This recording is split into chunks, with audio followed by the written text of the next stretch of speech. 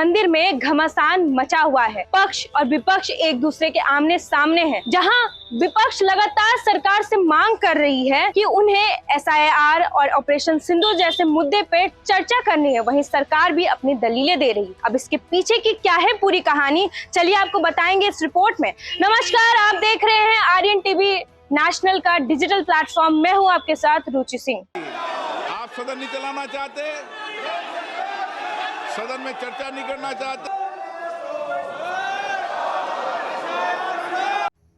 देश की सबसे बड़ी लोकतंत्र की सभाओं में लगातार तीसरे दिन भी विपक्ष की आवाज अनसुनी रह गई। संसद में हंगामा और बेंच में नारेबाजी की तरकीब भी काम नहीं आई। लेकिन मुद्दा सिर्फ पक्ष या विपक्ष का नहीं, ये मुद्दा है देश की करोड़ों जनता के वोट के अधिकारों का, लोकतंत्र के अस्तित्व का और साथ ही दलितों, पिछड़ों, गरीबों के वोट के हक को छीने जाने के डर का। विपक्ष संसद के महल के बाहर निकला। राहुल, अखिलेश और प्रियंका गांधी की मौजूदगी में इंडिया गठबंधन के सांसदों ने सरकार के खिलाफ जमकर हंगामा किया। एकजुट विपक्ष ने कथित वोटबंदी के खिलाफ हल्ला बोला। मॉनसून सत्र के पहले दिन भी विपक्षी सांसदों ने ऑपरेशन सिंदूर के साथ ही बिहार में वोटर वेरिफिकेशन अभियान पर चर्चा की मांग बुलंद की थी, जिसके लिए संसद में नारेबाजी भी की थी। लेकिन इतने हंगामे के चलते विपक्ष की मांग शोरगुल में बदल गई। यहाँ तक लोकसभा में नेता विपक्ष राहुल गांधी को भी बोलने की इजाजत नहीं मिल पाई। नहीं, देखिए, सवाल ये है कि जो हाउस में डिफेंस मिनिस्टर को बोलने देते हैं, उनके लोगों को बोलने देते हैं, मगर अगर विपक्ष का कोई कुछ कहना चाहता है तो अलाउड नहीं है। मैं लीडर ऑफ अपोजिशन हूँ, मेरा हक है, तो मुझे तो कभी बोलने ही नहीं देते हैं। तो ये एक नया अप्रोच है। दौड़ के निकले हाउस से 1 सेकंड में। इसके बाद भी सदन के भीतर बहुत कुछ नहीं बदला। लोकसभा से लेकर राज्यसभा तक विपक्ष चीखता चिल्लाता ही रह गया, लेकिन SIR पर चर्चा हो नहीं पाई। जिसके बाद आसन के साथ ही सत्ता के सिंहासन पर बैठे लोगों ने विपक्ष को समझाने की पूरी कोशिश की, साथ ही जनता का पैसा बर्बाद करने का हवाला भी दिया। ये बिजनेस एडवाइजरी कमेटी में हम लोग जो बात करते हैं और सबने कहा कि ये प्लकार्ड लेकर के सदन में नहीं आएंगे, फिर ये अपने एमपीओ को ये पोस्टर बैनर लेकर के सदन को इस तरीके से डिस्टर्ब करना, ये तो बहुत आपत्तिजनक है जी। और वो चर्चा मांग रहे हैं, हम चर्चा के लिए तैयार है, फिर ये सदन चलने नहीं देते हैं। ये डबल स्टैंडर्ड बिल्कुल गलत बात है। लेकिन मॉनसून सत्र के तीसरे दिन भी विपक्ष पर इन बातों का कुछ खास असर देखने को नहीं मिला। कुछ ही देर की कार्रवाई के बाद फिर से विपक्ष ने हंगामा करना शुरू कर दिया, जिसके बाद ही संसद की कार्रवाई स्थगित हो गई। लोकसभा में बिहार चुनाव आयोग की मतदाता सूची, पुनर्निरीक्षण, ऑपरेशन सिंदूर और ऐसे कई मुद्दे पर विपक्षी सांसदों का हंगामा दोपहर 2 बजे के बाद भी जारी रहा। पीठासीन सभापति कृष्ण प्रसाद ने सांसदों से शांति बनाए रखते हुए संसद में व्यवस्था बनाने और कार्रवाई चलाने में मदद करने की अपील की, लेकिन हंगामा नहीं थमा। जिसके बाद महज 3 से 4 मिनट की कार्रवाई के बाद संसद की कार्यवाही 24 जुलाई की सुबह 11 बजे तक स्थगित कर दी गई।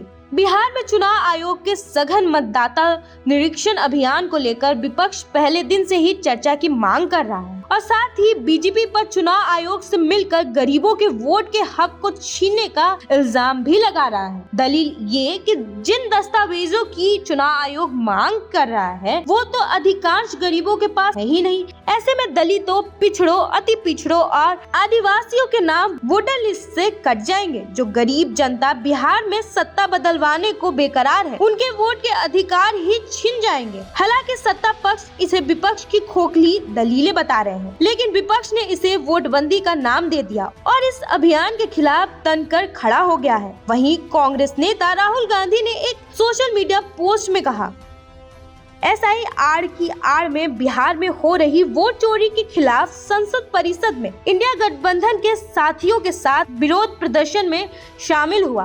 वोट देना हर नागरिक का अधिकार है, हम इसे किसी भी कीमत पर छीनने नहीं देंगे। संविधान विरोधी शक्तियों के खिलाफ एकजुटता से लड़ेंगे। ये मेरी समझ में नहीं आता कि ऑपोजिशन चाहता क्या है। आप जब बार बार शिकायत करते हैं, क्या ये बात सही नहीं है कि लोकसभा चुनाव के बाद आप ही लोग गए थे चुनाव आयोग के पास शिकायत करने? महाराष्ट्र चुनाव को अभी तक ये लोग गिनाते रहते हैं कि किस तरीके से वहां पे वोटर लिस्ट के साथ धांधली की गई, ड्यूप्लीकेसी ऑफ द वोट का बार बार ये लोग जिक्र करते हैं। तो जब आपकी ये शिकायत रही है और उस शिकायत को मानते हुए चुनाव आयोग ने इस प्रक्रिया का इस्तेमाल किया है जहां पे एक इंटेंसिव रिव्यू किया जा रहा है, विधानसभा अध्यक्ष जी के द्वारा बोलने का नेता प्रतिपक्ष को मौका मिला, लंबे समय तक बोले।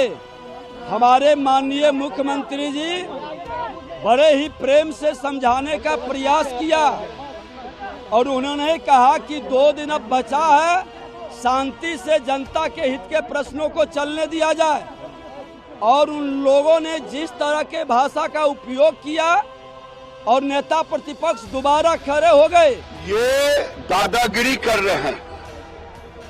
एक तो लोकसभा के अध्यक्ष के गरिमा और उनके द्वारा निकाले गए नोटिस कि कोई राजनीतिक दल मकर द्वार पर धरना प्रदर्शन नहीं करेगा, लेकिन जिस ढंग से ये कर रहे हैं ये दादागिरी है। दादागिरी के सिवा और कुछ नहीं है। बिहार में मतदाता सूची को सुधारने के लिए चुनाव आयोग के एसआईआर को लेकर सत्ता पक्ष और विपक्ष के बीच राजनीति, आरोप और प्रत्यारोप तेज हो गया है। इस मामले में 22 जुलाई को लोकसभा और राज्यसभा में जमकर हंगामा भी हुआ। विपक्षी दलों के नेताओं ने एसआईआर के खिलाफ संसद परिषद में जमकर विरोध प्रदर्शन भी किया। अब सवाल सामने ये आ रहा है कि आखिर क्या होगा गरीबों, दलितों, अति पिछड़ों के वोट के अधिकार का। क्या विपक्ष अपनी बात सरकार के सामने रख पाएगी? क्या सरकार इस मुद्दे पे पूरी कहानी सुन पाएंगे या नहीं?